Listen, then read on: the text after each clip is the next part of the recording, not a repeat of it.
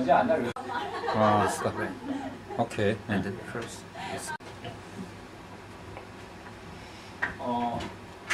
그래서 이렇게 이제 메인 매도 역할을 주로 하다가 컨설레이터 물건을 모아서 이렇게 집적시켜서 좀 더 효율성 있는 똑같은 물건도 더 효율성 있는 화물로 이렇게 더 이윤을 갖다 많이 낼 수 있는 그런 상황으로 바꾸는 사람 갖다가 이제 컨설레이터를 하는데 나중에 이 뒤에서 화물 실무 설명하면서 이 컨설레이션 역할에 대해서 한번 다시 한번 설명을 하겠어요.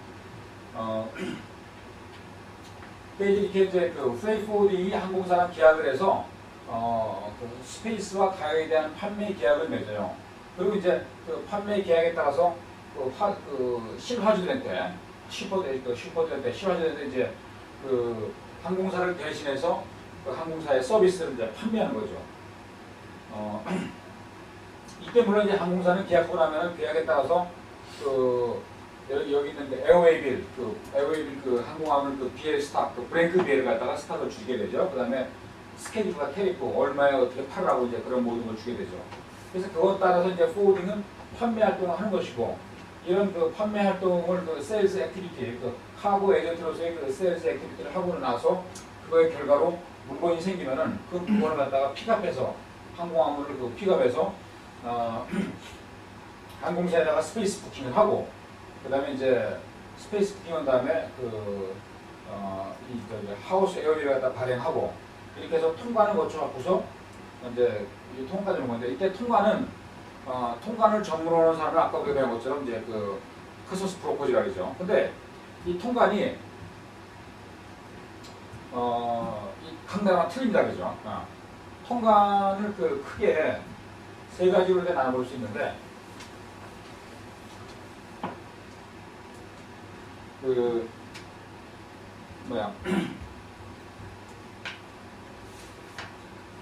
이 통관은 이게 정확한 용어는 모르겠어요. 뭐라고 말하는지 나라가 틀리니까. 전량 통관을 하는 나라가 있어요. 중국처럼 말이죠. 중국은 통관에 예외가 없죠. 다 통관되죠. 어떤 부분이든지. 이렇게 전수 통관, 전량 통관 다 해야 되는 나라인데, 그 나라의 대표적인 나라가 중국이죠. 그 다음에 이거 일부 통관을 나갔어요. 부분 통관 또는 일부 통관을 해야 되는 사전 통관 시스템에 의해서 일부는 통관을 면제해주고 일부는 통관을 해야 되고, 이런 제품에 따라서 일부 통관을 면제를 해주는 그런 제도를 사용하는 나라가 있어요. 이런 나라들이 대부분이 많은데 대표적인 나라가 한국 같은 나라죠. 한국, 미국 다 이런 나라들입니다. 그래서 이런 나라들은 한국이나 미국 이런 나라들은 통관 제도가 일부 면제되어 있었고, 면제되어 있는 아이템에 대해서는 통관할 필요가 없죠. 그리고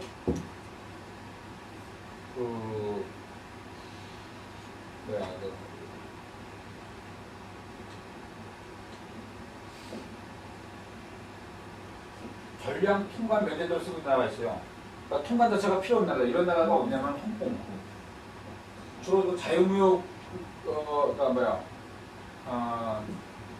완전 자유무역을 표방하고 되죠. 홍콩이라든가 싱가포르, 두바이 이런 나라들. 두바이가 있는 나라가 에르베르트다, 그죠? UAE. 이런 데들 이런 데들은 통관제도가 없어요. 그래서 이거에 따라서 뭘 볼 수 있냐면은, 이런 나라들은 말이죠, 통관사라는 직책이 없어요. 그죠? 이런 나라들은 통관제도가 없는데, 통관제도가 없는데 무슨 통관사가 있겠어요? 그러면 이 통관사도 하나의 비즈니스인데, 통관 건수가 많이 있어야지 먹고 살 거 아니겠어요? 그죠? 통관될 수 있는 것이 거의 없어요. 물론 이런 나라는 세관이 있는 건 아니에요. 여기도 다 세관이 있어요. 그죠? 다 세관이 있으니까, 세관에서 랜덤 체킹하죠. 랜덤 체킹해서 홍콩도 마찬가지고 싱가포르도 마찬가지입니다. 랜덤 체킹을 해서 좀 의심이 되는 그런 물건들이 발생이 되게 되면은 실화주나 또 그 물건의 핸들링을 대신하고 있는 포워더로 하여금 같이 나가라 그러죠. 세관에. 그래서 그 시간이 촉박하니까 전화 연락을 주거든요. 그러니까 그 나라들의 다 세관 규정은 물건이 출발하기 전에 먼저 그 매니페스트를 전부 다 세관에다가 EDI가 입력시키게 돼 있어요. 그럼 세관에서는 그 검사한 사람이 EDI 검사를 목록 검사합니다. 이 매니페스트 검사하거든요. 목록 검사 쫙 보다가 좀 약간 물건이 좀 이상하다라고 해서 좀 검사를 했다라고 판단 내리면은 즉시 그 물건의 실화주나 그다음에 핸딩하는 포워드한테 연락하죠. 이 물건 검색했으니까 즉각 그때까지 출동하라고 출석하라고요. 시간이 현금 같은 경우는 아침에 연락 오면은 그 다음 날 그날 당일 오후 또는 동시에 오전 내에 연락받고 2시간 내까지 나가야 돼요. 그러면 가는 즉시 바로 검사 들어가거든요. 물건 검사 들어가거든요. 근데 이런 식으로 검사를 하지만은 세관이기 때문에 물건 검사 가끔씩 하지만은 랜덤으로 검사하지만은 워낙 검사하는 양이 없다 보니까 그 면세 통과율이 99%밖에 되거든요. 그러니까 이거 1%밖에 안 돼갖고 통과사가 먹고 살고 싶겠어요, 그죠? 그러니까 통과사가 못 먹고 사니까 통관사라는 직책이 없는 거예요, 나라들은요. 그런 조합이 없어요. 그래서 홍콩이라는 데는 통관사가 없어요, 이런 데들은요. 근데 이런 나라들 보세요. 한국이나 미국 같은 나라들. 일부 통관제도가 있다 보니까 통관사가 근데 상당히 아직도 일부 하지만 많아요. 대부분의 많은 중요한 아이템들은 다 통관되거든요. 그러니까 통관사들이 해야 될 일이 많으니까 통관사라는 조합이 있는 거예요. 중국은 봐요. 다 통관하니까 통관사가 필수예요. 어느 정도 필수냐?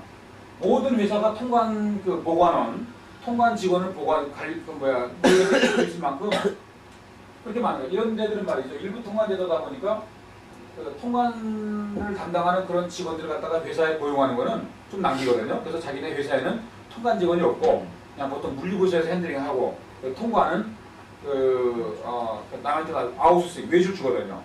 근데 중국은 외줄 줄 수가 없어요. 모든 부분을 다 통관해야 되니까 통관해야 될 일이 너무 많은 거야. 그래서 통관사라는 그런 직책도 있거니와 그런 업종도 있거니와 그 다음에 모든 회사가 거의 다 보면 다 통관을 하는 그런 직원 다 두고 있어요. 그래서 이런 것들 전부 다 통관사가 있느냐 없느냐 이런 부분들은 그 나라의 통관 시스템 제도랑 되게 관계가 깊어요. 그러니까 면제 제도가 많은 나라들은 통관사가 없고 홍콩이나 싱가포르 보고 가끔씩 제가 이메일 같은 거 보면 이런 거거든요. 홍콩에는 통관 제도가 어떻게 돼 있어요? 통관사를 소행해서 그거 빨리 없으니 이런 거는 공부 되게 안 하는 거야. 이런 생각이거든요. 이게 자유무역 도시 같은 데는 다 통관사가 없습니다. 그랬거든요. 그리고 이런 데들은 조금 있고 지금도 우리나라 같은 경우도 마찬가지입니다. 한국도 예전에는 중국이랑 독일이 했어요. 그래서 통관사들의 파워가 엄청 셌어요. 한국도요. 근데 이렇게 자꾸 면세 통관하고 수출입에 있어서 면세 통관하는 거 자꾸 많아질수록 통관사의 약속가 자꾸 줄이는 거예요. 즉 흔히 말해서 통관사 자꾸 일거리에 주는 거예요. 일거리에 줄으니까 사람들이 이직을 하겠다 되고죠. 그 다음에 또 일거리가 줄으니까 경쟁이 심화되니까 통관료가 내려가겠죠. 그것도 일거리가 줄으니까 남한테 영업 활동 막 떼내겠죠. 이제는 일거리가 많으니까 영업 안 하고 이렇게 막 배내놓고 이랬는데 지금 막 영업 떼내야 되는 거예요. 그러니까 그전에는 포워딩과 통관사가 어땠냐면은 한국에서는 포워딩보다 통관사가 좀 우위했어요. 포워딩 보고 와서 포워딩은 통관할 때 화주 대신에 이제 통관하면서 그냥 되게 통관사 되게 아쉬운 얘기를 많이 했거든요. 화주의 입장을 대변하면서 막 아쉬움을 막 그러고 그럼 통관사에서 크게 자선이나 이렇게 막 이랬는데 지금 입장이 어떻됐어요. 통관권이 너무 줄어들면서 통관사의 밥줄이 약해지니까 통관사들이 이게 통관 물량을 확보해서 포워딩 쪽에 영업을 많이 다녀요. 포워딩 보고 당신들 우리랑 계약해서 통관 다 우리 쪽에다 의뢰하고 그다음에 우리를 대신해서 또 화주 보고 막 영업하고 포워딩 회사에 통관 부서가 있는 것처럼 하게 되면은 그런 모든 거 다 이렇게 우리가 펄스를 제공해야겠다. 이래갖고 포워딩 사들을 막 영업하니까 지금 한국에서는 통관사랑 포워딩이 거꾸로 해버렸어요. 포워딩이 우리가 버리고 통관사 내가 버렸어요. 이런 것들이 되게 통관 제도 이런 것들이 업종에 부침내지 그다음에 비즈니스에 영향을 미치고 그다음에 이게 특히 통관사가 존재하냐 안 되냐 이것까지 많이 영향을 미칩니다. 근데 또 어떤 사람이 이래요. 중국은 또 전부 다 보관원이 있으니까 통관사가 없다는 사람도 있었대요. 잘 모르는 사람들이 중국은 이게 통관사가 없습니다. 모든 회사가 다 직접 이 통관하는 보관원 통관요원이라 그러죠. 통관요원을 다 직접 뽑아서 하기 때문에 중국에는 통관사라는 제도가 없습니다. 이렇게 또 말하는 사람도 있어요. 그거 틀린 얘기죠, 그죠? 예. 중국은 그 세관 근처 가면 전부 다 통관사들이 다 있어요. 그래서 워낙 통관할 건수가 많고 물건이 많으니까 회사마다 다 통관사를 두지만은 이 생산업체가 아닌 그냥 트레이딩하는 데라든가 이런 데들은 통관사를 안 두고 통관 요원을 안 두고 통관사에다가 의뢰해서 하는 경우도 많습니다. 예.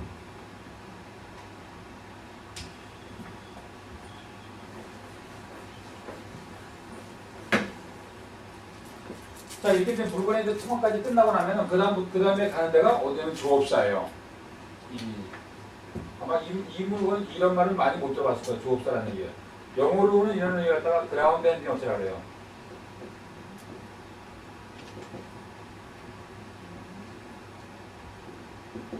그라운드 핸드링 컴퍼니라고 하는데 그 그라운드 핸드링 컴퍼니가 하는 것은 이 물건이 들어가면 우리가 어디다 주면은 이 카고는 일로 보내는 거예요, 우리가. 조업사로 보내는 겁니다. 공항에 가면요. 지금부터는 이제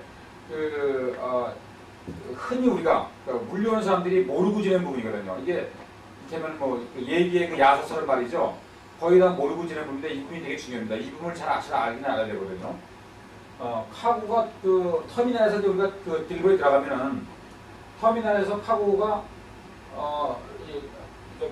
화물은 이 그 그라운드 핸들링 컴퍼니 갖고 있는 이 카고 터미널 들어가고 그 다음에 도큐먼트 있죠, 우리 서류요. 이거 BL 말이죠. 도큐먼트는 어디로 가냐면 에어라인을 가요, 항공사로. 네. 그래서 그 비행기에서 한번 뭐 비즈니스 타든지 이코노미 타든지 한번 제일 앞에 한번 타봐요. 문간에 문 앞에. 그래서 비즈니스 이코노미션도 마찬가지로 그 문 있잖아요, 그죠? 문 있고 문 있고 그다음에 문 열면은 이제 가지 못하게 이렇게 막아놓 찾아보죠. 비즈니스는 퍼스트만 나가는 거잖아요. 근데 맨 앞에 있어봐요. 그러면은 문 열자마자 그 스튜디오스가 이런 그 플라스틱 쇼핑백을 하나 넘겨줘요. 밖에 사람한테. 그 플라스틱 쇼핑백이 뭐냐면 이거예요. 우리가 보내는 항공화물 파우치예요. 네. 이건 똑같아요. 모든 항공사가 다. 모든 항공사가. 그래서 그 플라스틱 파우치 안에 들어가 있는 것이 뭐냐면 그 여객기 비행기에 실려있는 그 비행기에 실려있는 모든 화물에 대한 그 매니페스트랑 그 다음에 마스터빌, 하우스빌 다 들어간 거지 않습니까? 이 파우치, 이거 봉지예요. 그래서 그걸 그 비행기 안에 있는 승무원이 도착하자마자 밖에 있는 지상연한테 맨 먼저 넘겨주는 것이 이 파우치입니다. 한번 봐야 나중에 헌 안 하고 내가 말하는 게 틀리구나. 그래서 다큐멘트는 우리가 에어라인을 받아주는 거예요. 근데 공항으로 물건 드리버리도 마찬가지입니다. 한국도 마찬가지 다 똑같습니다. 이거요. 다 똑같아요. 물건은 에어라인 갖다 주게 되면 에어라인 사무실에서 항공사 사무실에서 직접 그 비행기 안에다가 그 승무원한테 넘겨주고요. 그 승무원이 갖고 가서 그 도착지에 가자마자 비행기 문 열자마자 바로 지상요원한테 그 서류 넘겨주고 그러면 이제 그거 물건 받은 그 지상요원은 그거 가지고 이제 사무실에 다 이제 분류하잖아요, 그죠? 분류해서 이제 터미널에 딱 보내고 왜냐면 물건 전다 같이 잡아야 되니까 다 터미널에 보내거든요.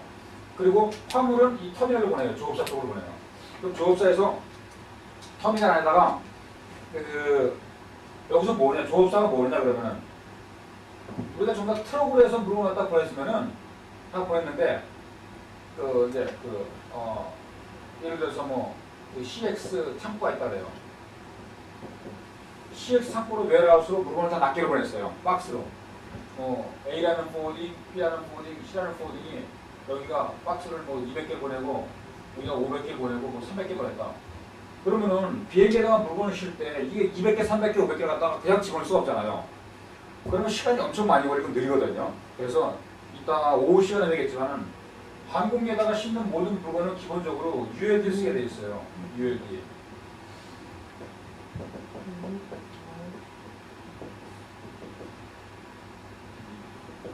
디바이스죠. 네, 디바이스. 장치알이죠. VIC. 디바이스. 아니면 DIVC가 모르겠다. ULD랍니다. 유니로드 디바이스. 이런 그런 그 도구에다가 그런 그 시설물에다가 그 저기 뭐야 기재에다가 기재에다가 물건을 다 올려갖고서 우리가 그랬어요. 그래서 조업사 이 그라운드 핸들링 컴퍼니는 뭘 뭐냐면은 이렇게 그 들어온 물건을 갖다가 박스에다가 집어넣는 역할을 하고 있어요. 이게 박스에 이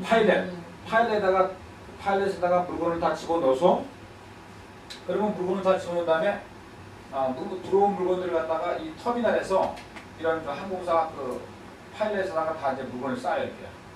이렇게 하고 이제 나중에 다 넷도핑 합니다. 넷팅을 다 쳐요. 금을 치고 다 이렇게 해요. 이래서 이제 물건을 키핑하고 있다가 그 비행기가 들어오면은 계류장에 우리 계류장을 여기서 우리는 보통 흔히 계류장이라고 하는데 램프라고 말합니다.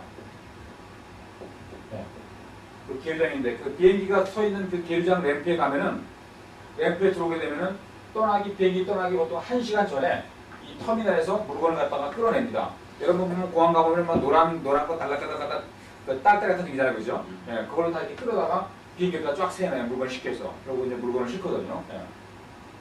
물론 내일 오전에 가서 보겠지만은 내일 오전에 그 홍콩관 가서 잘 보십시오. 근데 화물기들은 바로 이 터미널 앞에 계류장이 있어요. 터미널 앞에 램프가 있어요. 그래서 터미널 앞에다가 내일 비행기 보일 거예요. 바로 그 터미널 물건 나가는 데 보면은 홍콩 헬터 터미널 안 나가는 데 보면은 여기가 그 물건 빼는 게이트인데 게이트 앞에 한 20m 앞에까지 화물기가 들어와 있거든요. 그래서 바로 그 계류장에서 그러니까 터미널에서 물건 빼자마자 바로 비행기를 올리게 돼 있어요. 다 똑같습니다. 한국도 마찬가지예요. 그래서 화물기들은 그 화물 카고 터미널 그 청사 앞에 와서 이제 비행기 세워놓고 하고 거기가 램프고 그다음에 패신저들은 거기 하면 안 되잖아요, 그죠? 패신저 터미널에 될 거 아니겠어요, 그죠? 사람들이 중요하니까 여객기들은 말이죠. 그러니까 여객기들은 우리가 보통 보면 그 트램 내려가는 데 있지 않습니까? 그쪽에 이제 그 계류장, 패신저 그 계류장에다가 여객기 계류장에다가 대요. 그러면 이제 물건을 여기 화물 터미널에서 끌어다가 글로 갖고 가는 거예요. 여객기 앞으로. 그래서 이제 물건을 싣는 거죠. 그래서 그러한 일을 하는 데 갖다가 조업사라고 이때 이 조업사라고 각 항공사마다 이 물건을 잘 싸야 되거든요. 조업소에서. 그래서 이제 기본적으로 어떤 물건들은 어디다 집어넣어라. 이제 이 사람들이 빨래들을 짤 때 막 짜면 안 되니까 이 조업사하는 사람들이 그라운드 핸들하는 사람들이 막 짜면 안 되니까 그때 그 팔레트 비행기마다 들어가는데 이제 예를 들어서 보잉 747 같은 경우는 예를 들어서 메인덱 팔레트가 25장, 그 다음에 로어덱 몇 장이 막 들어가 있어요. 그러면은 메인덱 몇 장에 1번에는 BL 싣고 이렇게 하거든요. 이런 식으로 카고를 어떻게 비행기에다가 싣 것인가 그 디자인하는 사람이 있어요. 그런 디자인하는 사람을 로드마스터라고 해요. 이 사람이 엄청 중요합니다. 왜냐면 로드마스터가 물건을 잘라버리고 싣고 그걸 결정을 하거든요. 이 사람이. 이 물건을 한 사람이.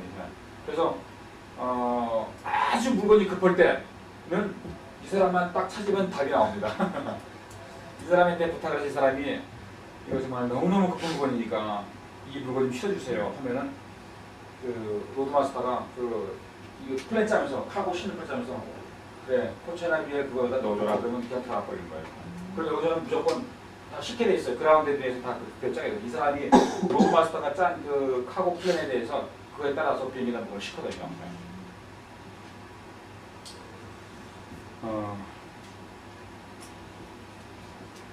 이게 이제 그 에어라인, 그 다음에 포워더, 그 다음에 통관사, 조업사에 관계된 일반적인 어떻게 서로 연결되어 있는가라는 그리고 어떻게 서로 유기적으로 연결되어 있는 개념도고 이제 이 기본 중에서 우리가 프레이 포워딩 물류 부분만 띄워갖고 다시 한번 좀 설명하도록 하겠습니다.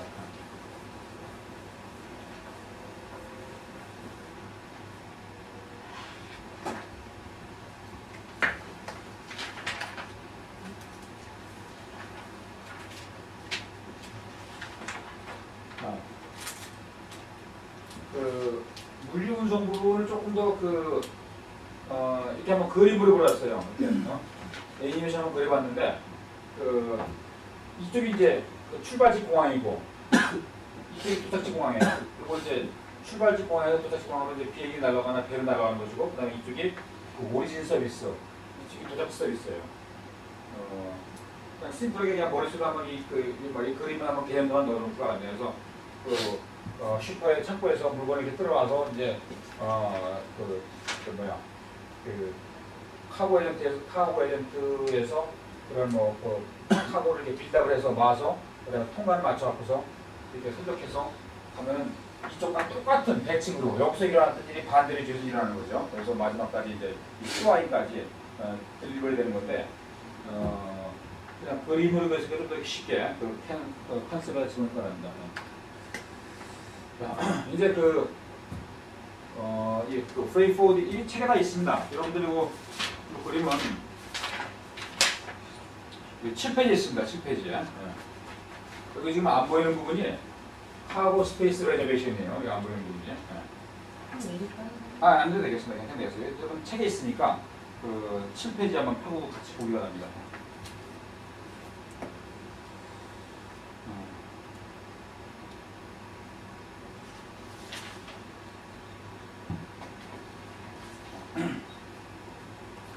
여기 보면은 포워딩 한 줄이었습니다.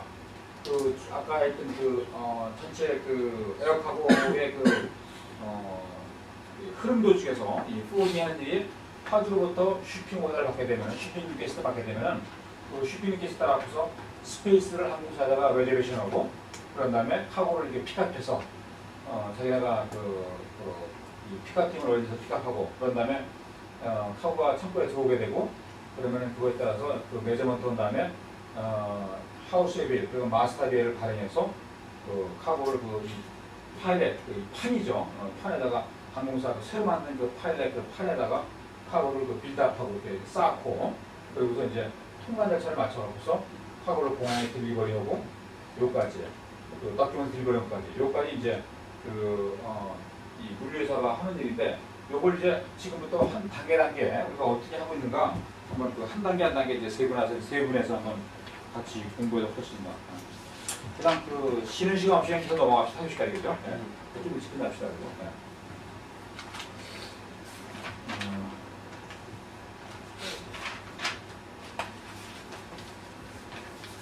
여기 8페이지 한번 봅시다.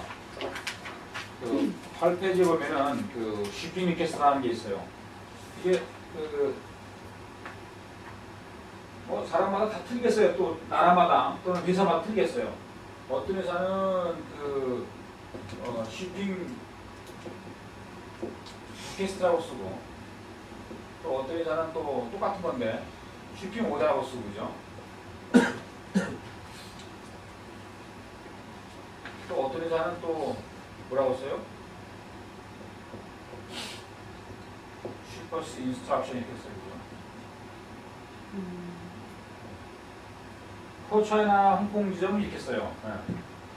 슈퍼스 인스트럭션. 나도 홍콩 처음 봤어요. 이게 서로 이렇게 안 쓰거든요.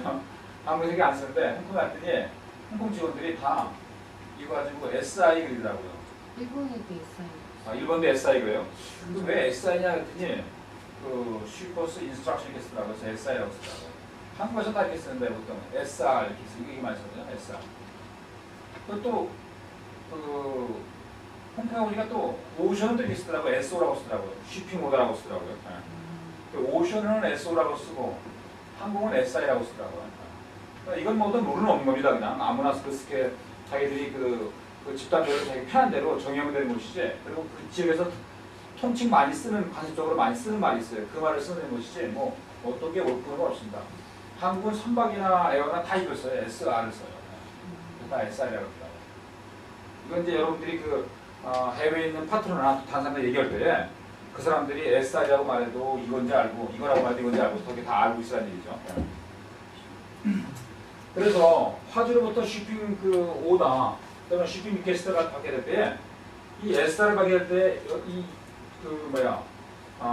지금 있는 체크 포인트잖아요. 이 내용들 여러분들 잘 숙지하기 바랍니다. 이게 사람들이 일할 때에 지금 우리가 물류 교육을 받는 목적도 마찬가지지만 기본에 충실되는 기본에 근데 그 밑에 이제 그 실무 담당자들이 이런 기본에 충실하지 않으면 사고가 많이 생겨요.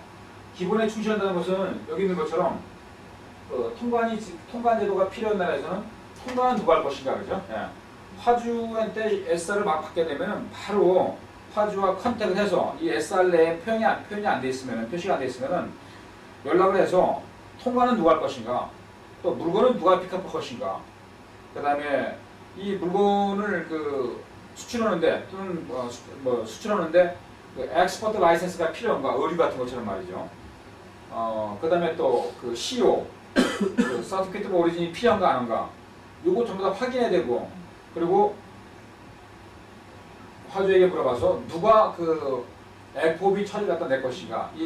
왜냐면 그 화주들한테 우리가 뭐 텀을 갖다가 당신네 지금 그 하는 것이 엑소 텀입니까? 뭐 이게 또 물어볼 수 없는 거니까.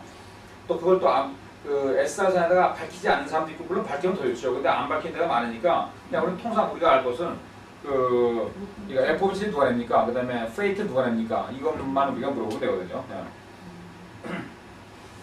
왜냐면 그 엑스옥이나 또는 DDP는 분명히 또 명시해줘요, 그렇죠? 별도로 명시해주니까 그것만 물어보면 되겠습니다. 그리고 여기서 특히 이제 우리가 간과하기 쉽고 이 비기너들이 그 심한 애들이 잘 간과하기 쉬운 것이 바로 이거예요.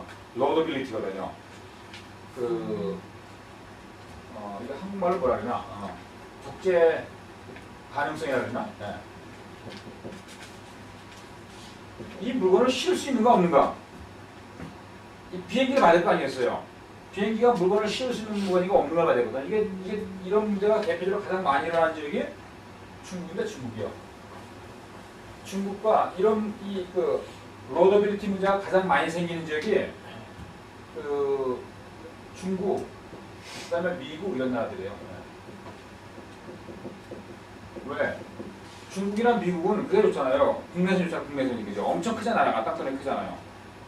그래서 국내선이 발달되기 때문에 국내선 가야 되는데 이 해외에 날아가는 비행기 대보다 커요. 근데 국내 가는 건 작거든요. 물론 이제 홍콩서 중국 가는 건 작지만은, 또는 그 근거리 지역권 작지만은, 여기 홍콩서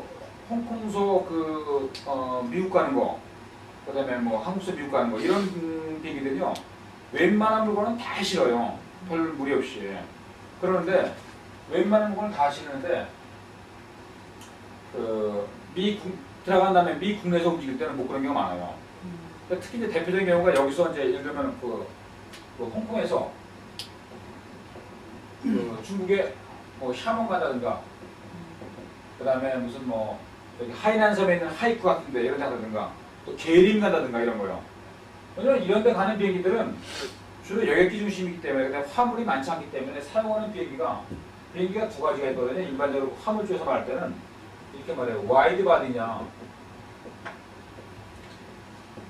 네로 바디냐 이렇게 그러거든요. 와이드 바디는 말 그대로 몸체가 이게 뚱뚱한 거예요. 큰 거예요. 그죠? 네로 바디는 몸체가 날씬한 거예요. 어떤 비행기냐면은 우리가 흔히 많이 보는 비행기를 보잉 747, 767, 777 뭐 이런 비행기들이요. 이런 것들은 전부 다 와이드 바디예요. 비행기가 넓어요. 이 비행기가 넓은 비행기들은 뭐가 틀리냐면, 이 넓은 비행기들은 물건을 실을 때 ULD를 사용해요. ULD 아까 말한 거 유닛로디드 디바이스 이걸 쓰거든요.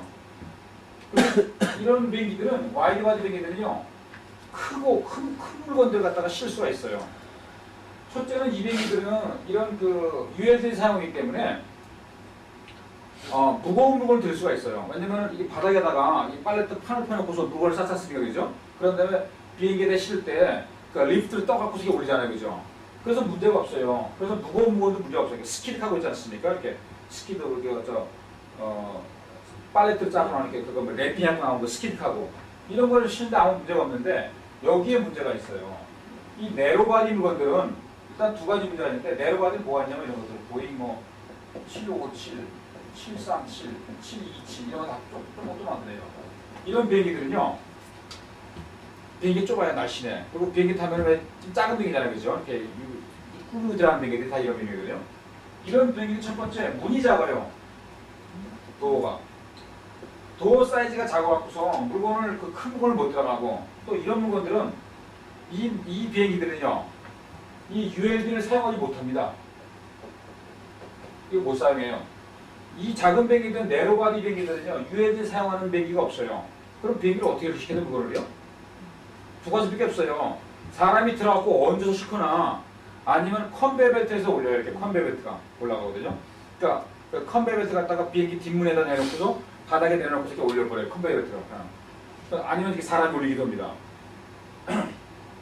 그런데 그게 실으려면은 이건 사람이 움직이는 경우가 많거든요. 그 다음에 안에 들어가잖아요. 비행기 그 올려갔어요. 이제 컨베이어 벨트 올라갔어요. 그러면 안에서 물건을 갖다 이렇게 짐작이 쌓아야 돼. 사람이 차곡차곡 차고 화물칸 트럭에다가 물건 싣듯이 차곡차곡 쌓아야 돼 물건을.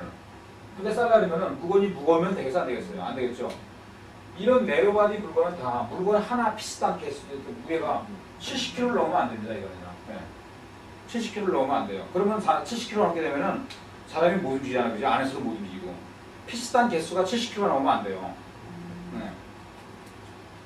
그래서 이런 그 비행기를 스페이스 부킹 한 다음에 비행기 기종을 확인하고 저것이 네로바디인가 와이드바디인가 확인해요.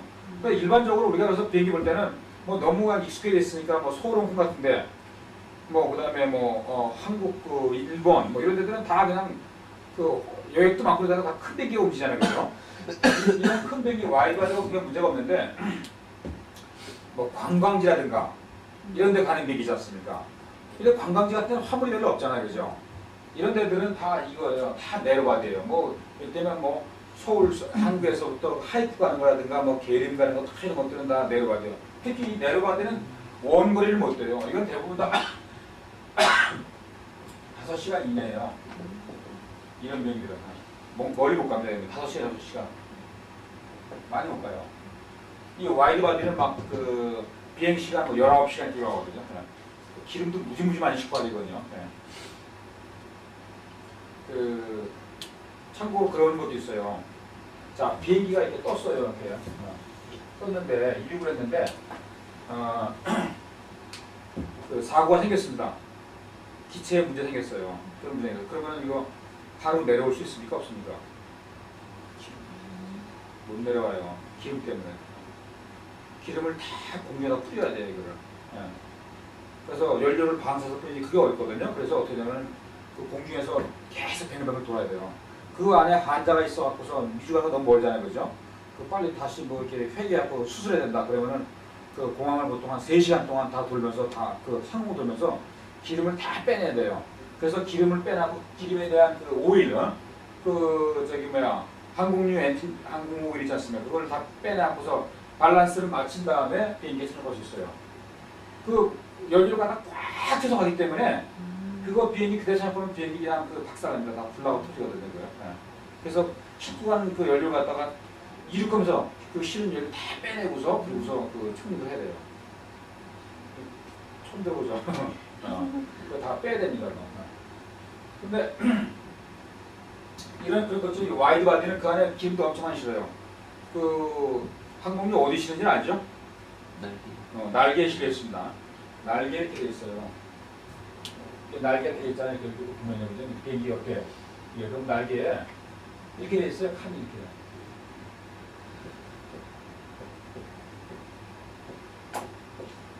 이렇게.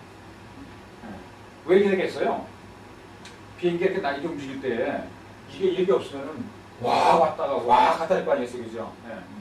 그걸 방지하기 위해서 기름이 이렇게 돼 있어요. 칸마다 이렇게. 비행기 날개에다 싣거든요. 날개 안에 들어있어요. 날개가 얼마큼 되겠어요? 들어가면요. 사람이 쓸 수 있습니다. 날개 안에요. 이게 좁은 것 같잖아요. 그죠? 날개가 그 안에 사람이 들어가 쓸 수 있어요. 엄청 높아요. 1.5m가 넘어요. 그 안에. 6m. 그렇게 돼 있어요. 이렇게 돼 있어 갖고서 기름이 한 번에 쏠리지 않도록 이렇게 지그재그 이렇게 놨습니다. 그래서 왜 그 예전에도 그 비행기 같은 공격할 때 보면 날개를 많이 쏘잖아요. 왜? 여기 쏘면은 불나거든, 그죠? 기름이 날기 때문에. 그래서 그 항공기 이렇게 막 전투 같은 걸 때 보면 날개를 쏘아갖고 붙이잖아요, 그죠? 물론 날개가 맞히게 되면 이게 구정도 안 잡으니까 떨어질 것이고, 불도 왕창 나고 있거든요. 날개가 되게 비행기는 취약 부분이에요. 또 뭐 앞에 이렇게 막 엔진이 안 맞추고 다 날개를 맞추는 것이 그래요.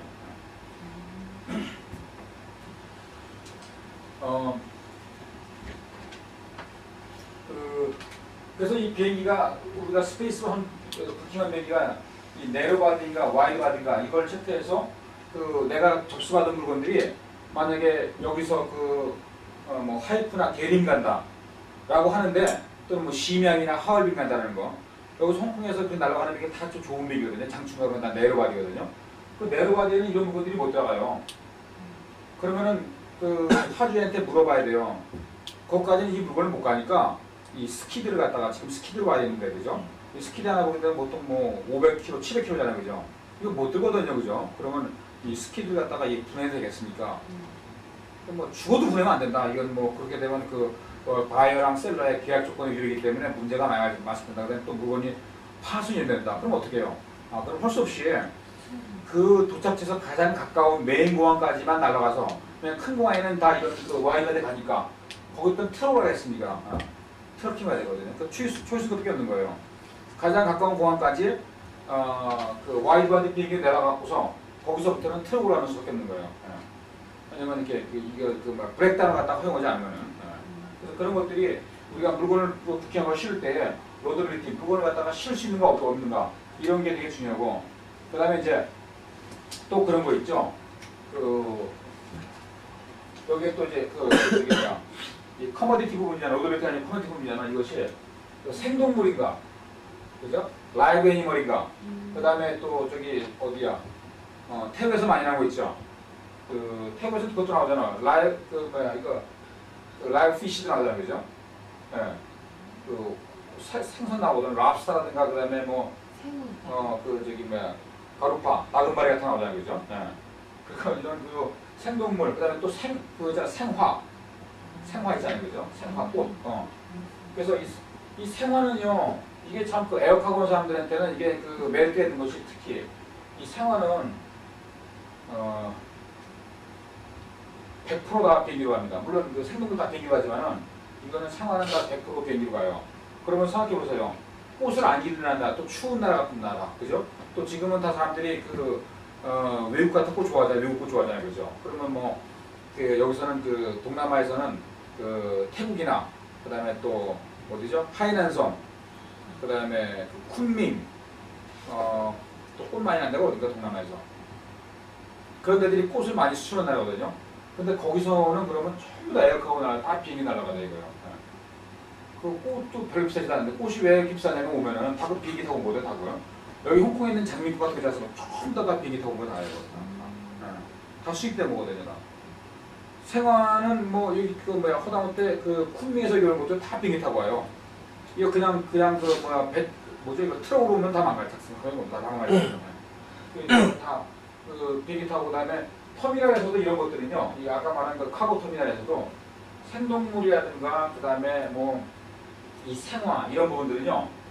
전부 다 물건을 갖다가 24시간 이상 체류를 안 시켜요. 왜냐면 다 상해버리거든요. 다 죽어버리거든요. 심지어 생동물 같은 경우는 태국에서 인천공항까지 들어가는데 6시간 넘으면 안 되지, 그지? 하기장. 6시간인가 넘으면 안 되지. 죽어버리니까. 그래서 이거 계산 많이 해야 돼요. 비행 시간이 몇 시간이니까. 그러면 여기다가 고기 어떻게 보내는지 알아요? 고기 생동물 같은 거, 살아있는 거가 또 뱀장어라든가 있잖아요. 일본 사람들 좋아하는 마미 뱀장어, 장어라든가 그다음에 뭐 고기 같은 거 어떻게 보내는지 알아요?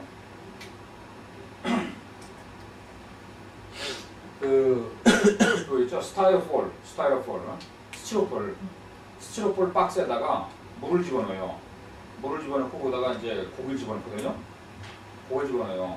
물은 죽으니까.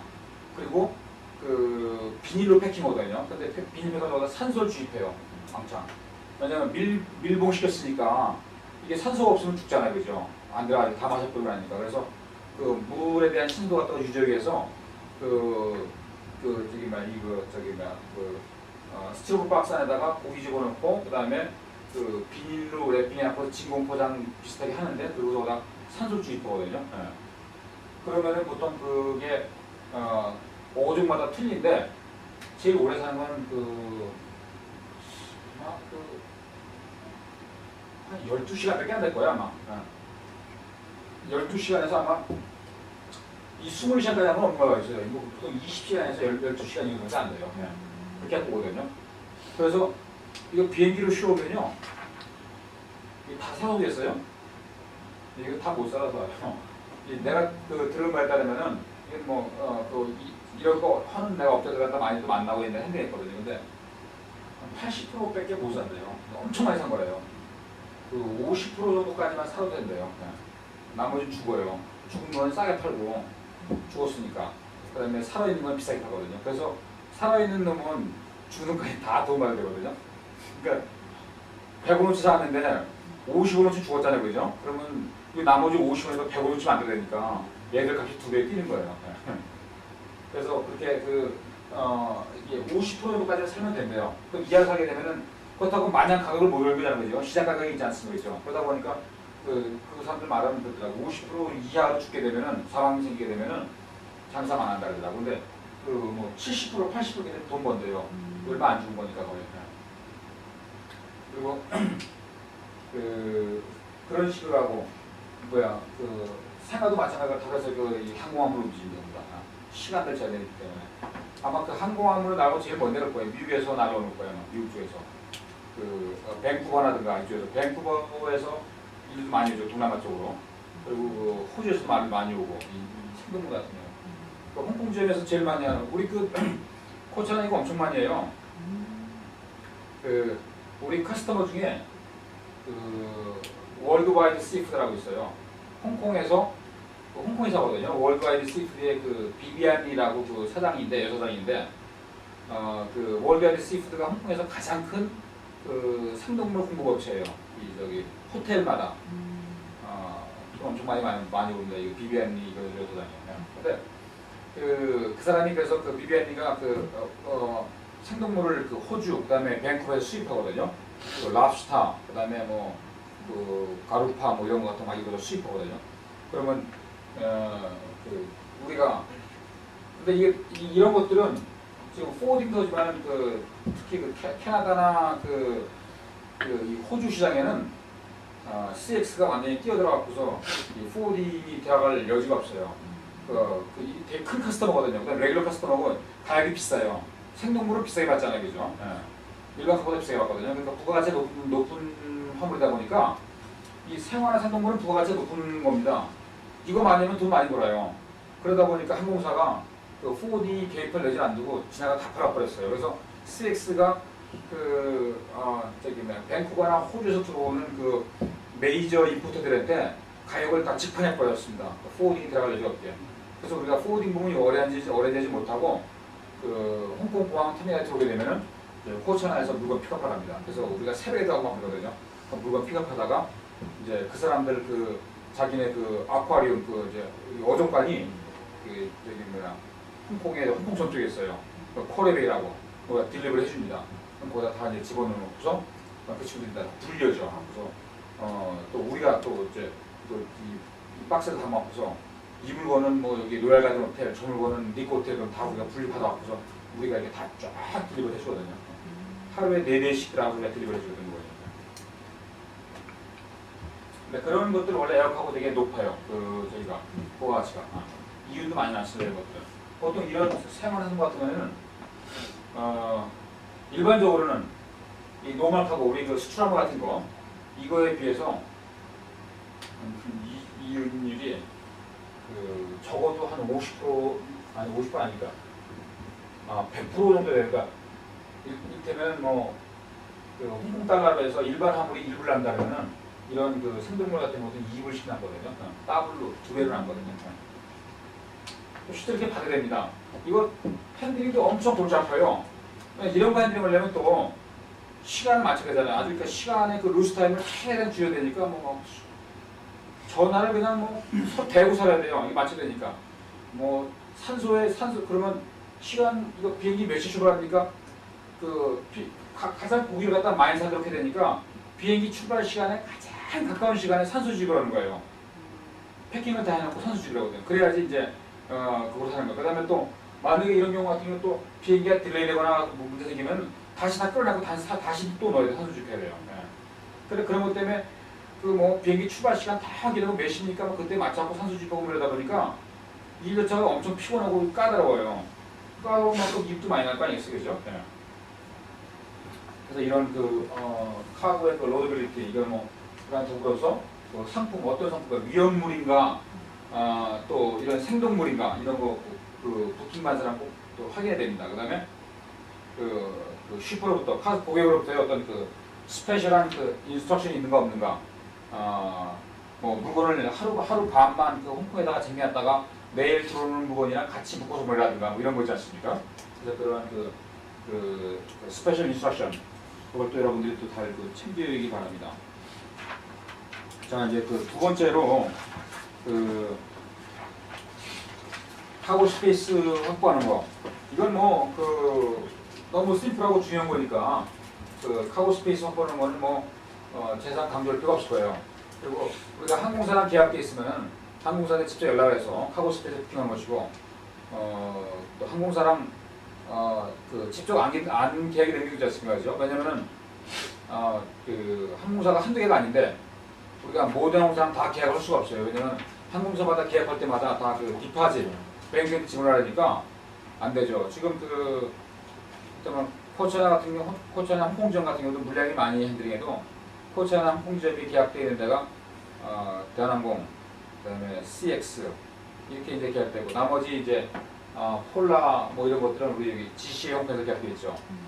또 다른 이제 콘솔리트만 전문하고 있는 GCA 항공에서 에어인디아, 폴라, 그다음에 마틴에어, 어디가 드라곤에어 몇 군데 이렇게 계약하고 있거든요. 근데 그거 계약할 때마다 다 뱅크 기런티를 내니까 그런 부분 때문에 어느 포드나 마찬가지예요. 모든 항공사 계약을 다 못합니다. 그래서 계약을 다 못하니까 자기네가 계약한 항공사 스페이스를 이용할 때는 바로 부팅되지만은 자기네가 계약이 안 됐을 때는 누굴 통해서 해야 되는 거죠. 계약돼 있는 포다를 통해서 해야 되는 거니까 그 메인 로드를 통해서 해야 되는 거니까 그래서 그 스페이스 확보하는 것이 되게 중요하다는 거. 그 다음에 이제 세 번째 카보 억셉턴스에 대해서 좀 보도록 하겠습니다.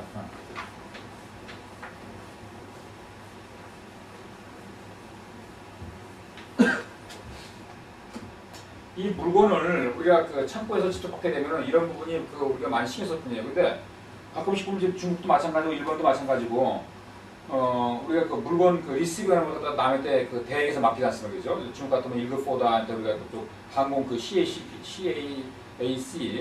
민항 중국 계약될 전에 우리가 맡겨서 하고 그다음 일본도 마찬가지로 그렇게 되는데 이런 것 때문에 우리가 아웃소싱을 주는 대행업체한테 꼭 부탁할 필요가 있어요. 여러분들 이런 부분을 갖다가 부탁을 바랍니다. 카고를 리시빙할 때 창고에서 물건을 갖다 리시빙할 때 이 부분들을 갖다 잘 체크하도록 아래 부분에 이 아래 파트에 있는 거 So when receiving the shipment, you must check 그 부분요. 카톤 박스의 외부에 아우터 카톤 박스가 데미지가 있는가 없는가. 예? 지금 9페이지 하고 있습니다. 9페이지요. 데미지가 있는가 없는가. 그 다음에 수량에 어떤 디스크레펀스가 있는가 없는가. 또는 이 외관상으로 보이는 물건의 어떤 디펙트, 불량품 같은 그런 부분이 있어 보이는가 안 보이는가. 그 다음에 카튼 남발을 정확히 해야 되고 그 사람들이 물건 바꾸면서 이거 있잖아요, 그죠? 자기네들이 딜리버리 여기다 갖고서 우리가 물건 전달하면서 물건 딜리버리 오다상에 또는 쇼핑 오다 SI 상에 뭐 65 같은 이렇게 돼 있는데 실제로 들어온 물건이 65 같으니까 이거 그런 사고 망한 생겨요, 그죠? 뭐냐면은 SI에는 65 같은 데 있는데 실제로 딜리버리 되는 건 64 같으냐? 근데 그거 확인하지 않고 그냥 덜렁 사인해줬어요, 그죠? 사인해주고 나면은 선택하고 났는데 우리 BL대로 말 타이핑했어요. BL을 왜냐면 SI대로 BL을 타이핑하니까 SI에 따라서 BL 타이핑하니까 65 같은 타이핑했는데 실제 물건은 64 같은 게 안 간 거예요, 그죠? 그럼 문제 커지죠. 이런 걸 갖다가 물건 리시빙하는 창고에서 리시빙하는 리시빙하는 데서 잘 체크해 줘야 돼요. 그래서 반드시 요 사항만 여러분이 전달이 바랍니다. 이런 카톤 박스의 외부 카톤 박스의 데미지라든가 그다음에 수량의 디스크레펀시 그다음에 외관으로 파악되는 물건의 불량한 거, 디펙트한 거, 그리고 그 이것도 웨이트도 마찬가지죠. 물건의 이 볼륨메트릭 웨이트 뭐 최적 중량이라고 말하죠. 한국말 할 때 볼륨메트릭 웨이트 최적 중량과 그다음에 그 그로스 웨이트 이게 그 실중량 무게로 된 실중량 그다음에 그 디멘션 그 사이즈요. 지금 그 디멘션 사이즈 그다음에 shipping 마크 이런 모든 부분을 반드시 그 체크해서 틀림없는가 좀 확인해 보려고 합니다. 이런 것들을 체크 안 하면 바로 위에 있는 문제가 생기는 거예요. 그 wrong arrival issue, 그 다음에 wrong labeling, 그 라벨링, 그 다음에 wrong packing 이런 문제가 생기는 거거든요. 즉, 그 수량을 제대로 체크하지 않을 때 생기는 것이 아까 말한 것 같은 그 에어웨이상에 타이핑되어 있는 그 수량과 실제 수량이 틀리는 그런 것이 생길 수가 있고 그 다음에 물건을 리스팅하면서 그 제대로 이게 소팅, 분리를 안 해보게 되면은 이 물건이랑 예전에 그거 많았죠. 그 LG IC 그러면은 그 LG 인터내셔널 코퍼레이션하고 LG IC 그다음에 LG IG가 그죠? 그러면 LG 인포메이션 앤 뭐죠? 갖고서 그 정보통신이요. 인포메이션 커뮤니케이션 LG IC예요.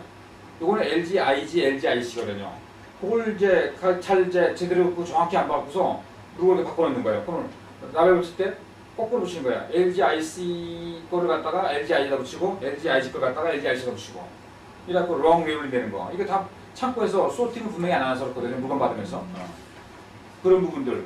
그 다음에 그 물건의 외부에 패킹이 많은 그 하자가 많은데 아까 말한 것 같은 그런 데미지 같은 게 많은데 그냥 보내놓고서 그 이거 너네가 물건 보내면서 그 포워딩이나 또 유관회사가 물건 보내면서 잘못했냐고 파손시킨 거 아니냐 물어내라 이런 얘기 나오잖아요, 그죠? 왜냐면 포천에서 물건 리시빙하면서 물건 데미지에 그 아웃 파트에 아무런 이런 데미지 없다라고 했는데 왜냐면 데미지 있으면 분명 우리가 뭐라 썼을 거 아니겠어요, 그죠? 거다가 근데 그 마킹도 없이 이상 없다 그냥 너네가 리시빙한 것은 물건에 하자가 없는 그런 물건을 갖다가 받은 거 아니냐?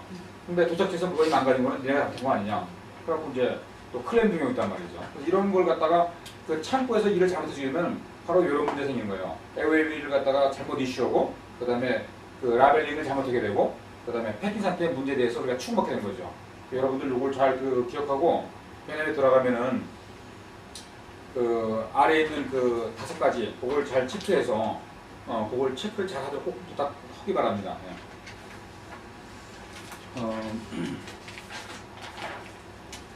자, 그 다음으로 이제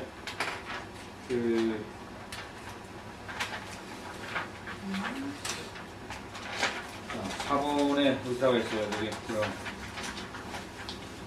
에어웨이 그 다음에 마스터 BL 이슈하는 거, 그 BL 발행하는 거, BL이란 건 도대체 뭔가, BL의 의미와 이런 부분을 한번 다시 한번 보도록 하겠습니다.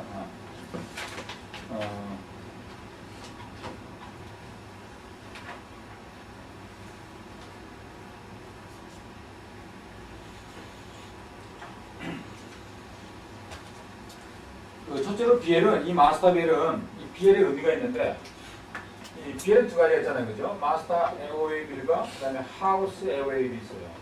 또는 오션 같은 건 내일 배우겠지만은 마스터 BL과 그다음에 하우스 BL이라고 있죠. 내일 배우기로 하고 요것만 이제 항공을 배운 날이니까 이걸 보겠습니다. 첫 번째는 이거에 좀 달라요. 원래 그 비행기가 먼저 나왔어요, 배가 먼저 나왔어요. 배가 먼저 나왔죠. 그래서 그 물리도 마찬가지로 기본이 오션이 기본입니다. 배가 먼저 나왔으니까. 그래서 마스터 에어웨이 빌, 마스터 빌, 그 마스터 빌, 그다음에 하우스 빌. 이거는 그 빌 오브 레딩이에요, 그죠? 근데 여기 뭐라고 쓰냐면 이렇게 써요. 마스터.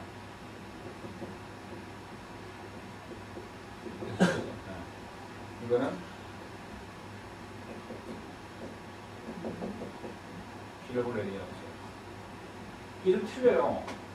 이거는 말 그대로 그냥 선화증권입니다. 빌 오브 레딩 선화증권이에요. 유가증권이거든요. 근데 지금은 이제 그 자꾸 무역도 제대로 개선하니까 바뀌었는데 이거는 원래 선화증권이 아니에요. 이게 뭐냐면은 이거는 한국말로 어떻게 되면 그냥 항공운송장이에요. 네. 이건 선화증권인데 이거는 항공운송장 이름이 틀려요. 그냥. 그래서 예전에는 말이죠. 이게 처음에 나올 때 이베를 할 때 이거 항공운송장은 이게 안 됐어요. 은행 내고가 안 됐어요. 이게요. 이게 이 직권이 아니기 때문에. 근데 다 바뀌었어요 지금은요. 물론 다 받아주죠 항공족이죠. 네. 그래서 정확한 외국은 운송장이고. 그래서 이거는 그 예전에 그랬어요. 이 빌은 그 유가증권이 아니라 했어요. 이 한국만 그렇지. 그거랑 똑같거든요. 이 말이 잘 이해가 안 될 수 있을 거예요. 왜냐면 지금 이거 다 받아주는 은행에서 무슨 그게 어차피 근데 비리인데 뭐가 차 있을 거예요. 근데 그 비리는 아무데나 다 비슷해요, 그죠? 이게 뭐 청소도 비리고 다 비리예요, 그죠? 여러분 그거 봤죠? 그 쿠리어 비리요. 네. 쿠리어 비리요. 택배 그 있지 않습니까? 택배 비엘은 이 택배 비엘은요. 그 최근까지도 이것도 마찬가지로 은행 내고 안 해줬어요. 그러니까 택배는 물건 갖다 보내지 않습니까? 그럼 택배 이거는 비를 은행에서 안 받아줬어요. 지금은 받아줘요. 지금 DHL 같은 거 있잖아요. 페덱스요. 이 택배비도 다 받아줘요. 은행 내고요. 이게 다 변했거든요. 시스템이요. 예전에 안 받아주는데. 그래서 그거 생각하면 쉽게 알 수 있을 거예요. 예전에 이것도 안 받아줬어요. 지금은 다 받아주지만은. 그 택배비도 은행에서 내고 받아주는 것처럼 이것도 다 받아줍니다. 근데 여기 메스터가 있고 그다음에 하우스가 있어요. 이게 흔히 우리가 하우스란 말 참 많이 쓰잖아요. 인하우스 보어다란 말도 쓰고 그러죠. 인하우스 보어다. 이 하우스는 여기서 하우스 이미지는 어떻게 봐야 하나요? 이게 이런 거 같아요. 이거 베이비 같은 거죠, 그죠? 네. 이게 새끼예요, 그죠? 이거는 그 어미고 이거는 페란스고. 네. 이 비엘은 그 마스터 비엘은요. 이거는 그 캐리어와 그 포다의 사이에서 주고받는 비엘이에요. 이 비엘은요. 이 마스터 비엘은. 그래서 이 마스터 하우스 있는 거거든요.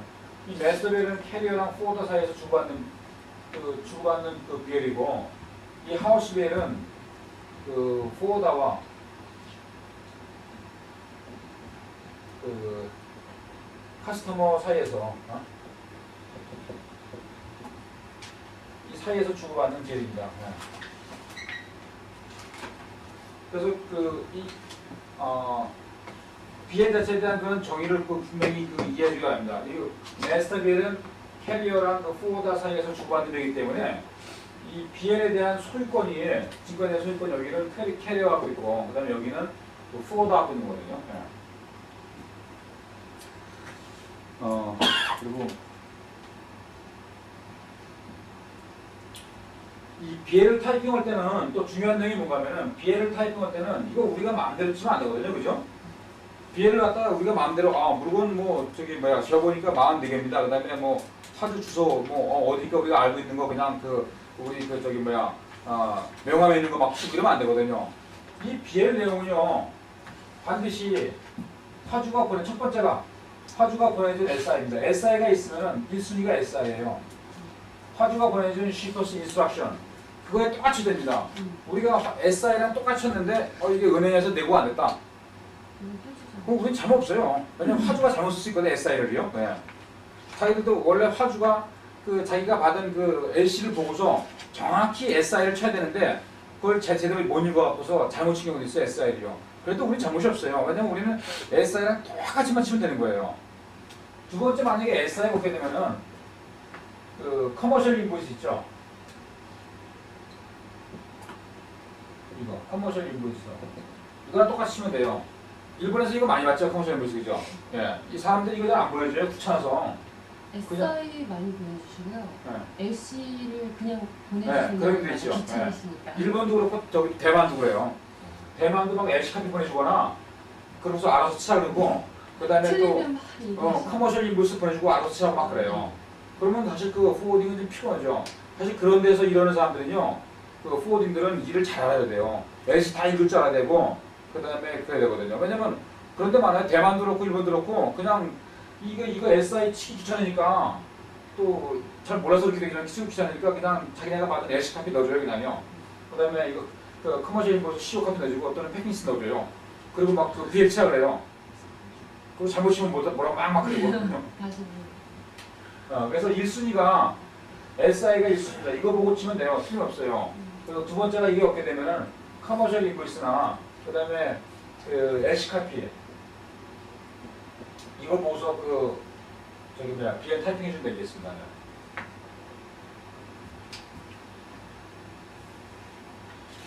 그 다음에 그거 있죠. 그 저 뭐야 BL 타이핑은 BL 치면서 그 미스테이크 하는 거 이건 절대 허용이 안 됩니다. 네.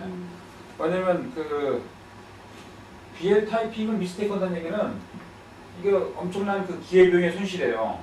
왜냐면 그 내고 안 되잖아요, 그죠? 물론 이제 은행이랑 거래하는 게 좋으면 하자 내고 하겠죠, LG 내고 하겠죠. 근데 그렇지 않은 경우에는 그 은행 내고 안 돼요. 그럼 은행 내고 안 되면 어떻게 돼요? 다시 돌아야 되잖아요, 그죠? 그러면은 그 화주는 다시 우리 갖고 와서 그 BL 바꿔달라 그래야 돼요, 그죠? 우리가 또 수정해지 않았어, 컬렉션으로. 그러면은 그 화주도 시간상의 소비고 불편하고 또 우리 그 이미지에 대한 회사 이미지에 대한 그 데미지가 오고 그렇기 때문에 그 BL 타이핑을 미스테이크는 것은 이건 큰 실수인데 가장 더 염려되는 것은 뭐냐면은 그 직원들이 BL 타이핑 미스테이크를 그럴 수도 있지라고 생각하는 부분이에요. 나는 홍콩점에서 내가 그 질문한테 내가 가만 안 뒀거든요. 아주 내가 업무겠어요. 그 BL 타이핑 미스테이크는 것이 회사한테 얼마나 큰 데미지고 그 다음에 우리 회사나 그 다음에 화주한테 얼마나 그 사람들의 기회비용에 대한 손실인데 그걸 생각하고 사람이 하는 일인데 실수가 다 있는 거 아니야. 타이핑은 잘못해 이렇게 생각하는 사람 있어요. 근데 그 열심히 하면 안 그렇거든요. 왜? 특히 우리 로직박스에 보면 다 들어갔지 않습니까? 그죠? 예전에 틀려갖고서 예전에 타자기로 비애를 치게 되면 진짜 그 말이 맞죠. 뭐 휴먼에다가 어쩔 수 없어. 근데 지금은 그렇지 않잖아요. 다 컴퓨터로 잤으면 그죠? 조금만 신경 쓰게 되면 조금만 관심만 기울여도 미스테이크가 안 나와요. 근데 뭐냐면 그 주소록하고 블로그에다 끌어지 않습니까? 그죠? 틀림없잖아요. 그 다음에 다른 것도 마찬가지예요. 여러분 그 직원들이 밑에 있는 심리자들이 그거 열심히 안 하거든요. 그래서 그 실수가 많이 생긴 거예요. 그만큼 이제 실수가 생기는 원인 중에는 숙련도도 있겠거냐 여러 가지 있겠지만은 여하튼 여러분들이 실무를 담당한 직원들로 하여금 그런 그 실수가 최대한 좀 안 나오도록 그리고 그 BL 미스테이크는 그냥 간단한 사람이 할 수 있는 그 휴먼 에러다 뭐 이렇게 얘기해서는 안 된다는 얘기죠. 그 다음에 또 중요한 사항 한 가지는 BL 발행하는 데 중요한 사항 한 가지는 이 BL은 말이죠. BL상의 그 슈퍼의 이름, 슈퍼의 그 주소 나올 거 아니겠어요, 그죠? 슈퍼의 네임에 어디에 쓰는 주소가 이 주소가 출발지 공항에 동일할 필요가 없어요. 이게 틀도 됩니다. 이것 때문에 참 많이 문의가 오더라고요. 이를테면 물건은 홍콩에서 실리는데 그 슈퍼의 이름이 홍콩이 아니고 저기 그 미국이라든가 이러면 안 되겠느냐 이런 얘기가 나오거든요. 그거 가능합니다. 네. 가능해요. 물론 이제 이런 건 있어요. 통관 자체 할 때 혹시 통관 시에 수출 면장 이것과 수출 면장에 있는 서류와 BL상의 서류가 동일하든가 이런 각 나라의 특별한 조건이 있으면 좀 문제가 되겠지만 그렇지 않고 일반적으로는 그 수출 면장과 BL 발행과의 관계가 없다 그러면 말이죠. 동일할 필요 없다 그러면은 슈퍼가 홍콩에 있어도 물건은 홍콩에서 출발하지만은 슈퍼의 주소가 한국이나 미국이나 그럴 수 있어요. 이건 안 되겠죠. 슈퍼의 주소가 도착 지점 같아서는 안 되겠죠, 그죠? 네. 그러니까 도착지만 아니면 돼요. 슈퍼의 주소가 도착지에 있지만 않으면 됩니다. 그러니까 특히 홍콩이나 싱가포르는 그런 경우가 엄청 많아요. 슈퍼의 주소는 영국이나 그다음에 특히 미국이 제일 많더라고요. 미국에서 많거든요. 네.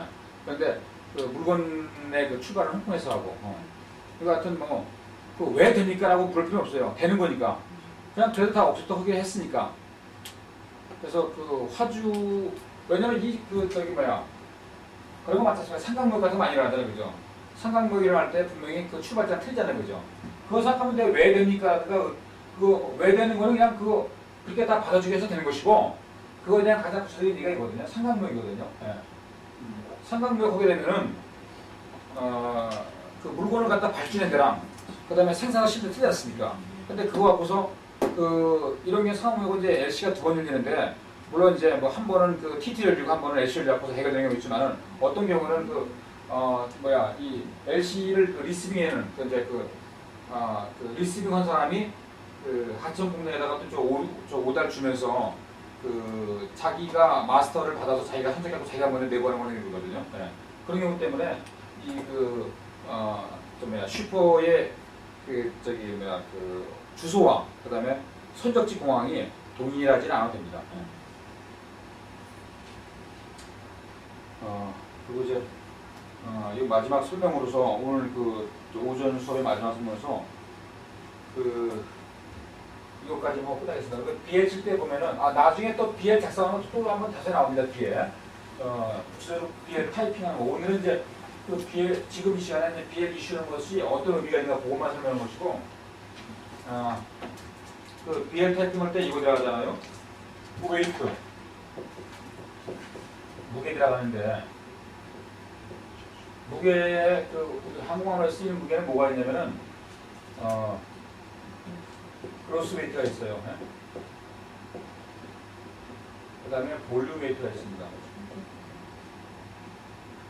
그 다음에 차저블 웨이트가 있어요. 이게 세 개가 있는데 그 그로스 웨이트는 실중량이에요. 저울로 재는 거야 그냥 실중량이거든. 밸런스로 재는 거예요 그냥. 그 다음에 볼륨 웨이트는 이거 최적 중량이라고 합니다. 그러니까 그 박스의 사이즈를 다 줄로 잰 거죠, 그죠? 그래서 디멘션, 이 디멘션을 이제 환산한 건데 여기 참고과 이런 거 있어요. 자, 박스에 이런 모양이 생겼어요. 이러면 문제가 없어. 이렇게 모양이 똑바로 문제가 없는데 이런 박스 있잖아요, 그죠?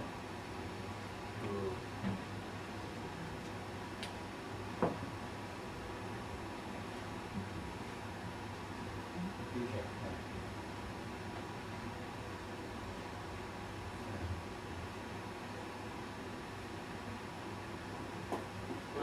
그러니까 이게 정사각형은 이쪽이 길잖아요, 그죠? 이게 뭐야? 사다리꼴 모양의 박스가 더 나올 거 아니겠어요, 그죠? 또는 박스가 이렇게 하는 거 있잖아요, 그죠? 여기다가 특히 이런 거, 티셔츠 같은 거 있지 않습니까? 티셔츠, 스포츠 티셔츠 이런 거를 차곡차곡 포장해 있잖아요, 그죠? 그런 거를 막 차트를 발을 들어갖고서 박스가 이렇게 됐어요.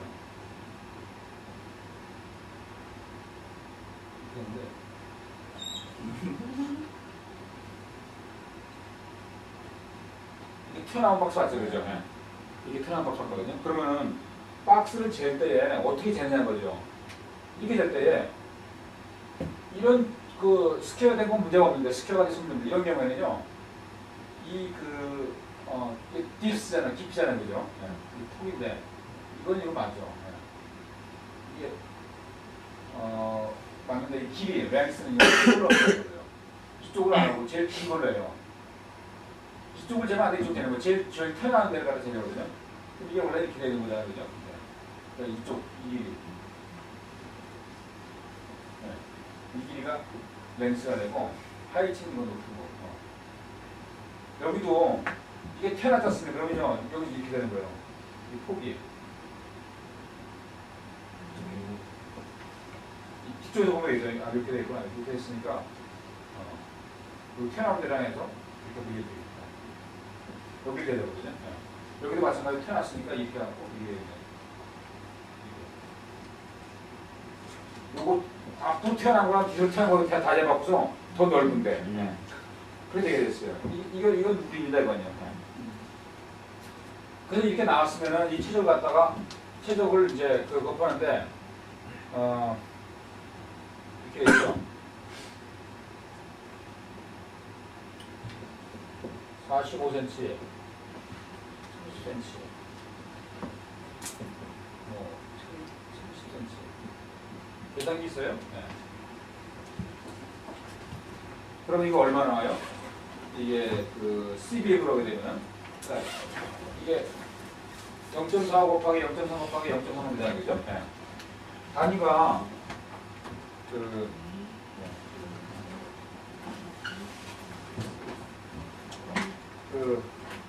이거 뭐라 그래? 이게 메타잖아, 메타, 그죠?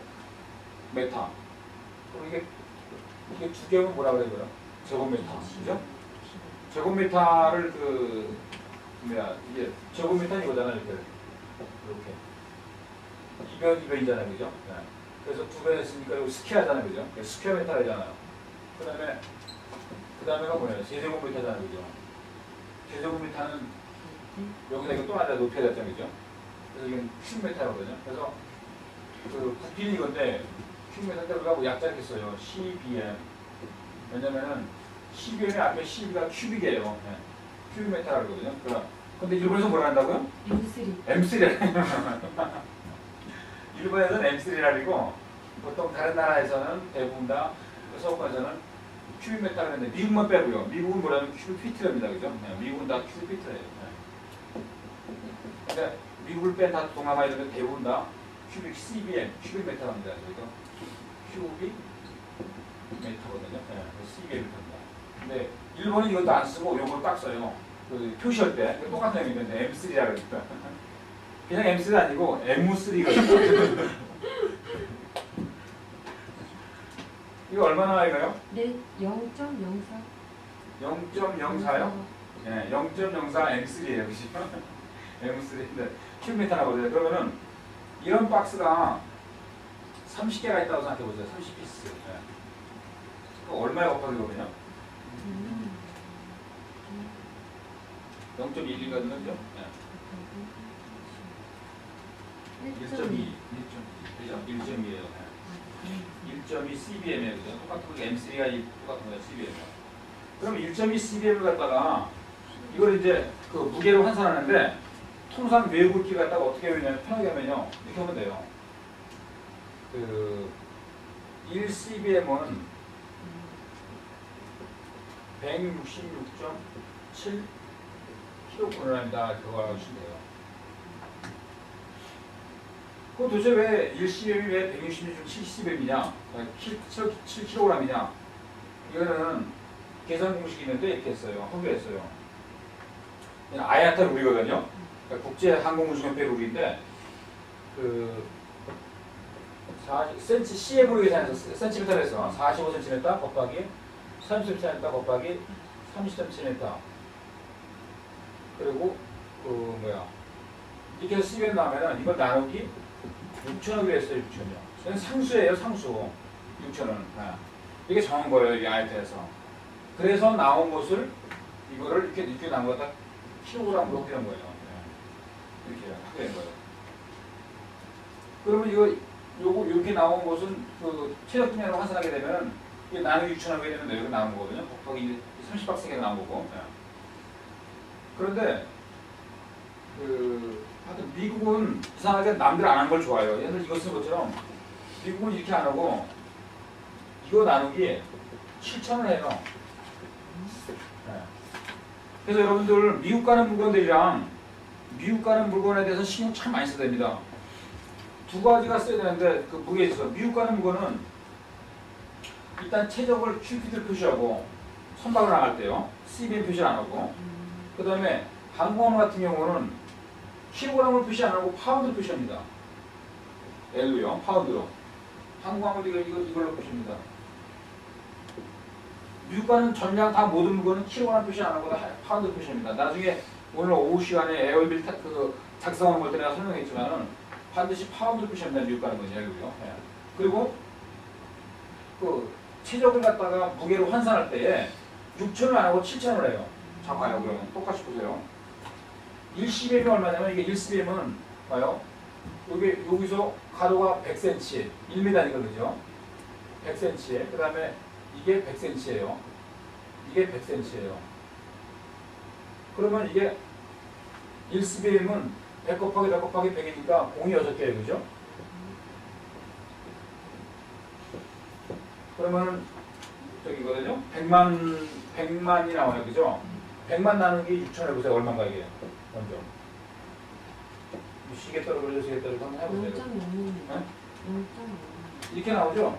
1.666 이게 뭐야? 160.7 나오죠? 그 이거 나와보세요. 7,000 나와봐 얼마나? 145인가? 이렇게 나오죠? 그죠? 142.8 다시 한번 해봐. 142.8. 만 저기 뭐야 천단역이 7 7? 네, 7 네, 1000을 7 나눠봐요. 142.8. 그래서 미국에서는 142.8kg이에요. 일시배비.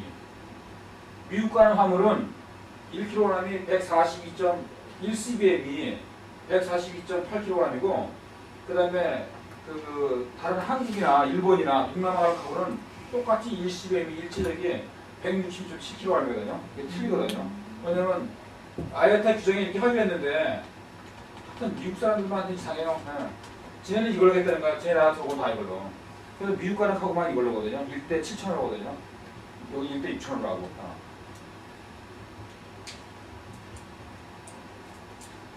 자, 여기까지 해서 오전 수업하고 오후부터는 그 BL 발행과 그 다음에 항공을 탑재에 대해서 우리 같이 해봅시다.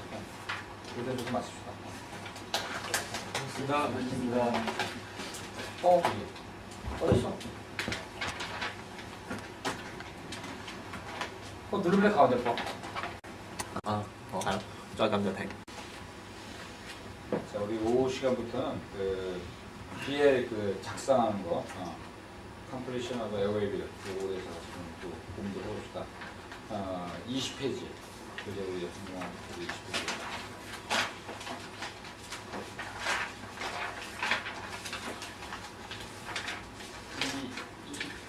이 Airway 포맷은 이제 그 마스터 빌이나 또는 그 하우스에 다 같이 쓸 수 있는 그 뉴트럴 레벨이거든요.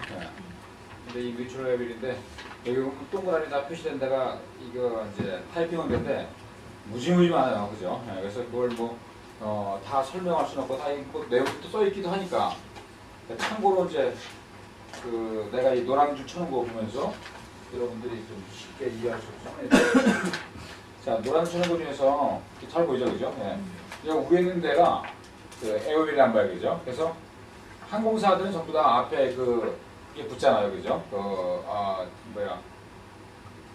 뭡니까, 그 프리픽스가 붙잖아요, 그죠? 프리픽스 디지털 3D부터 하고서 뭐 대한항공 180, PX는 160, 그다음에 아시아는 988 이런 식으로 다 넘버가 붙죠.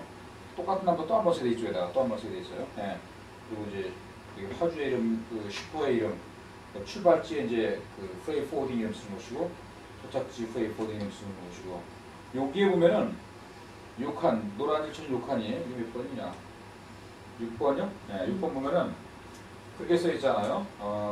Issuing Carriers Alien Name and City라고. 이거는 그 뭐는 거냐면은 그 항공사 정산하기 위해서 그 정산 때 편하게 하기 위해서 그 계약된 포워딩에 그 이니셜 코드를 쓰는 거예요. 지난번에 셜리 기억나죠, 그죠? 일본에서 이거 지금 거기 K라인 써있는데 그 지구라인다 이거든요.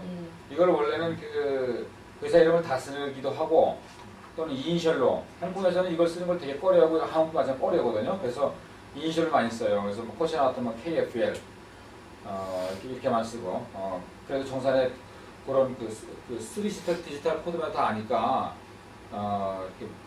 정확히 쓰지 말라거든요. 그렇게 돼 있고 그 다음에 이제 그 에이전트가 이제 아야타 회원사의 경우는 아야타 코드를 쓰게 됐어요. 그게 7번에 그 아래에 있는 7번에 저기 아야타 코드를 쓰게 돼 있고 그리고 11A, 11B요. 이거는 이 그 하우스 벨은 말이죠. 이 마스터벨은 그 캐리어를 3번 쓸 수 있어요. first carrier, 그 다음에 second carrier, third carrier 이렇게 3번 쓸 수도 있어요. 그러니까 예를 들어서 물건이 가는데 그 여기서 그 인천서 뭐 인천서 저기까지는 그 LA까지는 대한항공으로 가고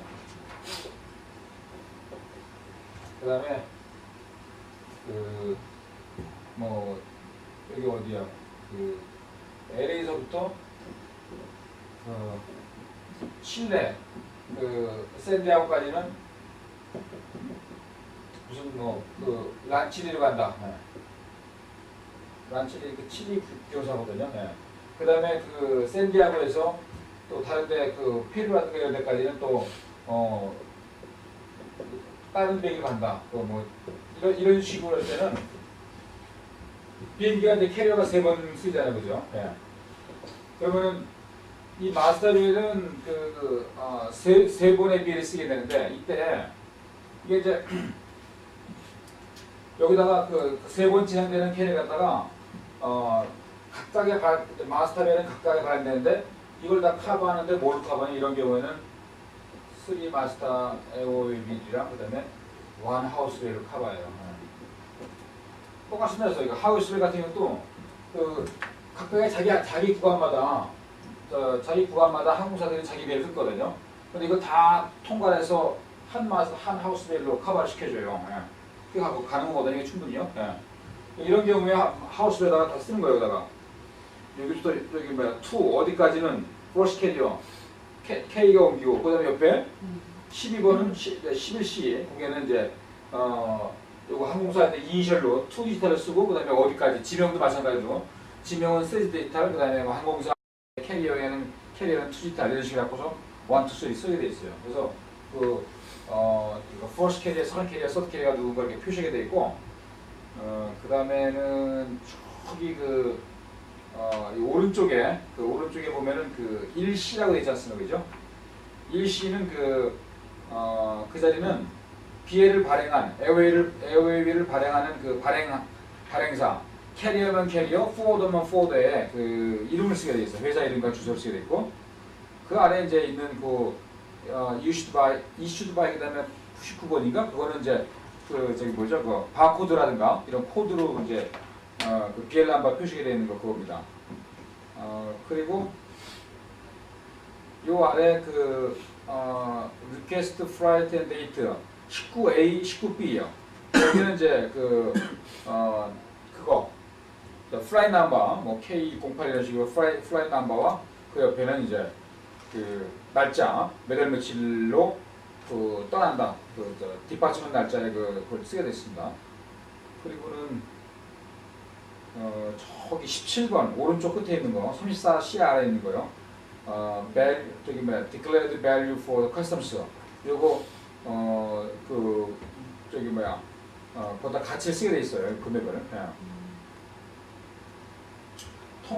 통상 말이죠. 세관에서 이제 이거 좀 어때는 잘 알기도 어때는 잘 모르게 돼서 알기가 힘이 막 그러는데 세관에서 세율을 밀 때 이렇게 하잖아요. 뭐 상품 가격 곱하기 세율이라는 거죠. 세율. 세율 8% 또는 20% 되었습니다. 근데 이때 적용하는 상품 가격은 어떤 가격이냐면요. 이거는 CIF 가격입니다. 이거 다 하나 똑같은 동일해요. 다. CIF 가격으로 되어 있어요. 세관에서 세금 추징할 때 계산하는 가격. 그래서 이게 코스트랑 인슈런스 이게 다르기 때문에 또 이제 CIF 아니면 세관에서 요거는 빼주고 CNF도 많이 해주는데 그러면 근데 물가가 대부분 다 보면 우리가 FOB 있잖아요. 그죠? FOB. 그래서 이거 FOB 가격 플러스 운송료 포함해야 돼요. 그 가격에다가 그 가격이 세금을 추징하는 소위 차저블 프라이스입니다. 그래서 여기도 마찬가지로 쓸 때 이걸 꼭 써야 되는 나라가 있어요. 그러니까 보통은 일반적으로는 통관할 때 이거 BL 카피 에어웨이 카피를 안 집어넣고 그냥 통관 서류를 갖다 꾸며서 내지 않습니까? 그죠? 한국도 마찬가지고 한국도 통화할 때 어떻게 하냐면은 EDI로 다 전송 집어넣잖아요. HS 코드 넘버 집어넣고 그다음에 다 금액 집어넣고 다 해갖고서 넣으면은 그래서 세관 신고서 통관 신고서 그걸 프린트해서 이게 하셨습니다. 그죠? 프린트 안 하기도 하고 그냥 EDI로. 근데 그런 나라가 있는데 보통 그래서 대부분 다 BL에다가 이거 세관 통관에 필요한 디클레드 밸류를 안 써도 되는 나라가 있어요. 근데 이거 꼭 써야 되는 나라가 있어요. 브라질 같은 나라들, 남미에.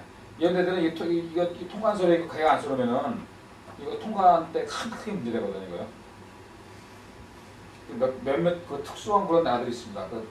BL에다가 그런 가액 같은 거 명시 안 하면은 통관에 문제가 되는. 그 다음에 이제 22번의 A 여기 있는 거예요. 이쪽에 돈난에 들어가는 거 이쪽 봅시다. 22번의 A야.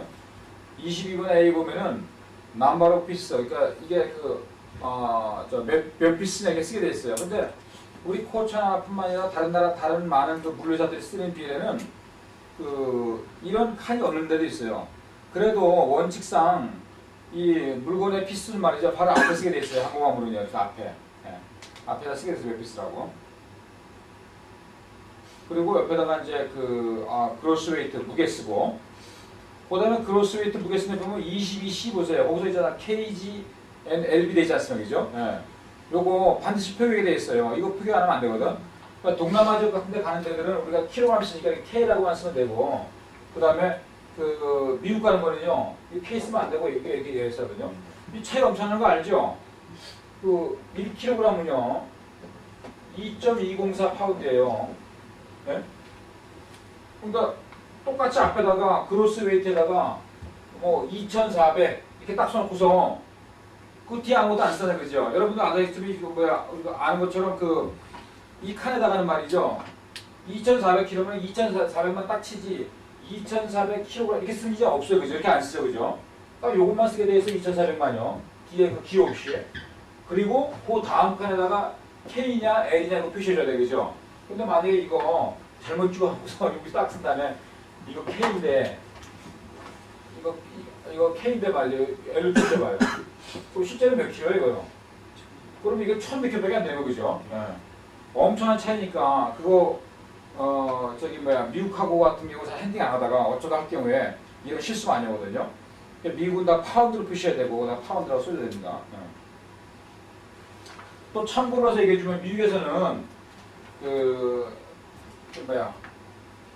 미국 내에서는 가격을 견적할 때 말이죠. 다 이 파운드예요. 항공항을 갔다 할 때 킬로그램당 얼마냐 할 때 US 달러 LA에서부터 인천까지 들어오는데 보통 얼마 받냐면 0.45 그럼 0.9 이렇게 받거든요, 파운드당.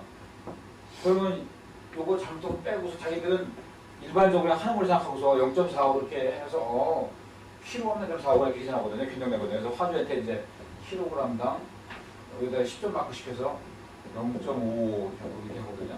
그럼 난리 나요, 그죠? 이거 파운드예요, 그죠? 이 파운드이기 때문에 킬로그램 상황이 되면 얼마 되고 거의 0.95쯤 돼요, 그죠? 킬로그램당. 거의 2배 차이 나니까, 2배 차이 넘게 나니까 이런 거 많이 조심해야 돼요. 가격 결정 때. 그러니까 이거 많이 해본 사람들은 문제가 없죠, 그죠? 근데 처음에 할 때, 그 다음에 또 새로운 직원들 또는 어떤 직원이 동남아 바운드만 핸딩하다가 이제 미주 바운드 핸딩할 때 이럴 때는 익숙해지지 않으니까 단위를 잘못 따라가고서 문제되는 경우가 많거든요. 그 옆에 이제 차저블레터 근데 아까 점심 먹다가 내가 설명했더라고. 퇴적 중량이나 신임량을 다 설명을 해서 차저블레터 설명 안 했어요.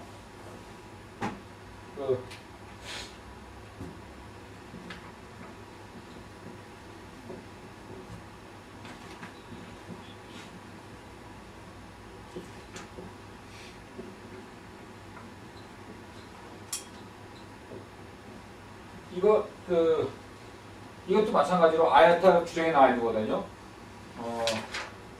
이 항공화물에 대한 모든 핸들링 규정은 전부 다 나와 있어요, 아야타에. 국제 항공 운송 협회입니다, 아야타. International Aviation and Transport Association이라고 아야타인데 다 나와 있는데 여기서 항공화물에 대한 운송에 대한 규정을 다 정하고 있어요. 그래서 아야타 규정에 요거 그로스 웨이트가 뭐다 그다음에 이게 다 정해져 있어요. 제가 지금 설명한 내용들은 그냥 내가 만들어낸 게 아니라 전부 다 아야타에 다 있는 내용들입니다. 설명 아야타 이 텍북에 다 들어있는 내용들이에요. 텍북에. 근데 거기에 아야타 텍북에 이렇게 돼 있어요. 이 두 개를 재갖고서 큰 거를 갖다가 이게 똑같은 물건인데 이런 박스에 물건을 쟀는데 저울로 재니까 100kg가 나왔다. 근데 이거 메저먼트 갖다가 최적 측량으로 환산하니까 뭐 110km가 났다.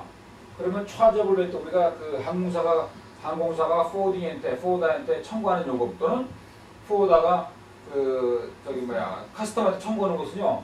이거 110km로 하라고 돼 있거든요. 이거요. 이거 IATA 규정이거든요. 이거 포워딩들이 또는 뭐 포워딩이나 아니면 항공사가 돈 많이 벌기 위해서 임의적으로 그냥 큰 걸로 이거 아닙니다. 이거는 IATA에서 정해진 거니까 우리가 충분히 이거에 대해서 이의가 나오면 왜 이걸로 안 받고 이걸로 하냐라고 보게 되면은 우리가 근거를 제시할 수 있는 거예요. 이건 IATA 룰북에 나가는 거니까.